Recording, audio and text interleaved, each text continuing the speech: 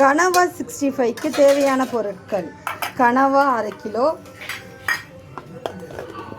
உப்பு, காரத்தூள், மிளகுத்தூள், வீட்டுத்தூள், chicken 65 masala, cornflour மாவு.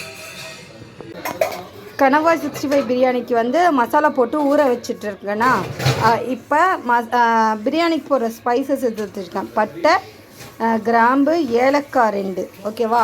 இந்த பாத்திரத்தில் எண்ணெய் ஊற்றி வச்சுருக்கேன். அந்த எண்ணெய் காஞ்சோடனே பட்டை, கிராம்பு, ஏலக்காய் போட்டு கொஞ்சம் லைட்டாக பொரிஞ்சோடனே வெங்காயத்தை சேர்க்கணும். நான் இங்கே வெங்காயத்தை வந்து ஒரு 4 வெங்காயம் வந்து நான் 3/4 கிலோ அரிசி போட போகிறேன். 4 கொஞ்சம் பெரிய வெங்காயமாக நான் எடுத்து வச்சுருக்கேன். இப்போ 4 பெரிய வெங்காயத்தை நான் போட போகிறேன்.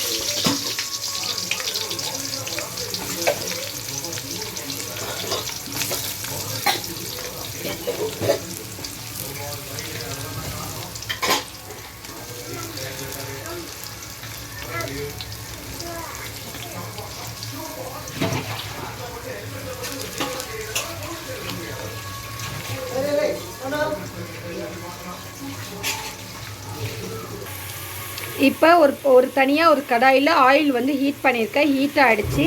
அதில் நான் இப்போ ஊற வச்ச மசாலா போட்ட கனவாவை நான் இப்போ போடுறேன். கொஞ்சம் கொஞ்சமாக நான் பொரித்து எடுத்து வச்சுக்க போகிறேன். வெங்காயம் இந்த அளவுக்கு ப்ரௌன் ஆகுது.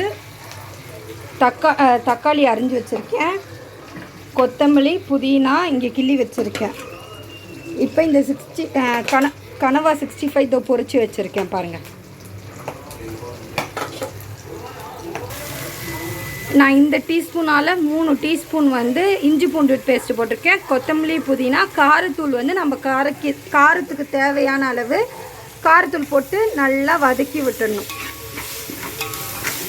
எந்த அளவுக்கு நம்ம இந்த இதெல்லாம் வதக்கி எண்ணெய் பிரிஞ்சு வருதோ அப்போ டேஸ்ட்டு நல்லா அந்த கனவா பிரியாணியில் ஸ்பைசஸ்லாம் போய் இறங்கி நல்லாயிருக்கும். நான் இந்த சைடு பாருங்கள், கனவா 65க்கு கனவா 65 பொரிச்சிட்டு இருக்கேன். இங்கே பிரியாணிக்கு தகுந்த மசாலா ரெடி ஆகிட்டு இருக்குது. தக்காளி போட்டிருக்கேன். ஒரு 4 தக்காளி, பழுத்த தக்காளியாக எடுத்து 4 தக்காளி போட்டு நல்லா வதக்குறேன்.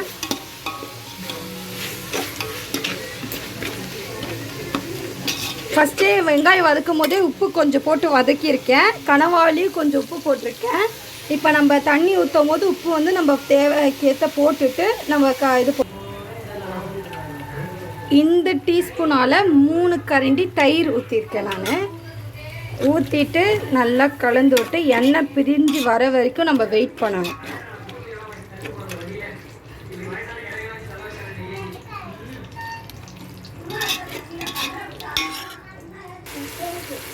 இங்கே பாருங்கள், நான் ஊற்றின ஆயில் வந்து கொஞ்சம் கொஞ்சமாக கசங்கி வெளியில் வருது. இப்போ நம்ம நல்லா வதங்கிச்சு நடத்தும். இன்னும் கொஞ்சம் நேரம் வதக்கிறதுக்கப்புறமா நம்ம வந்து தேவையான அளவு தண்ணி ஊற்றிட்டு அந்த பொரிச்சு வச்ச கனவா கொஞ்சோண்டு எடுத்து இது கொஞ்சம் கனவா 65 அந்த மசாலாலே போட்டு வறுத்து 65 மாதிரி பொரித்து இந்த மசாலாவில் போட்டிருக்கேன். கொஞ்சம் 65 வந்து பொரியுது, கொஞ்சம் 65 பாஸ்மதி அரிசி ஊற வச்சுட்டு இருந்தேன். அந்த ஊற வச்ச அரிசி இதில் போட்டு இப்படி லைட்டாக கலந்து விடணும். விட்டதுக்கப்புறமா நான் கொஞ்சம் கொத்தமல்லி, புதினா அப்பயே வச்சுட்டு இருந்தேன்.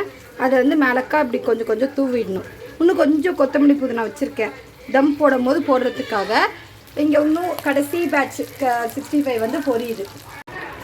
தண்ணி, அரிசி நல்லா கொதிக்குது. கொதிக்கும் போது லைட்டாக வந்து கலரி விட்டு உங்களுக்கு தேவையான உப்பு, காரம் எல்லாம் கரெக்டாக இருக்கான்னு ஃபஸ்ட்டு செக் பண்ணி பார்த்துக்கோங்க. எனக்கு எல்லாமே கரெக்டாக இருக்குது. இப்போ இன்னும் கொஞ்ச நேரம் வந்து தண்ணி, அரிசி லெவலாக வரதுனால தட்டு போட்டு மூடி வைக்கிறேன். இப்போ நான் வந்து மேலே பொரிச்சு வச்ச கனவா கொஞ்சம் கடைசி கனவாவை மேலே தூவிட்டேன். நெய் கொஞ்சம் ஊற்றிருக்கேன். கொத்தமல்லி, புதினா இருந்தால் நம்ம போட்டுக்கலாம். இப்போ நான் வந்து டேஸ்ட் பார்த்துட்டு எல்லாத்தையும் கரெக்டாக இருக்கான்னு பார்த்துட்டு ஒரு ஏனத்தில் சுடு தண்ணி வச்சுட்டு அந்த சுடு தண்ணிக்கு மேலே இந்த இஞ்சி பூண்டுலாம் இடிப்போம்ல அந்த கல்லை வச்சுருக்கேன். தம் போட்டிருக்கேன். சிம்மில் வச்சிடணும். நீங்கள் கனவா வந்து பொரிக்கும் போது மூடி போட்டு பொரிக்கணும். அப்போ மேலே வெடிக்கும் அந்த கனவா. ஓகேவா? மூடி போட்டு வச்சுருக்கேன். கொஞ்ச நேரம் கழித்து நம்ம திறந்து பார்க்கலாம். தம்மில் போட்ட பிரியாணியை இப்போ நான் எடுத்துட்டேன். பாருங்கள் எப்படி இருக்குது கலர்ஃபுல்லான்னு. நான் கலர் பவுடர் எதுவுமே ஆட் பண்ணல.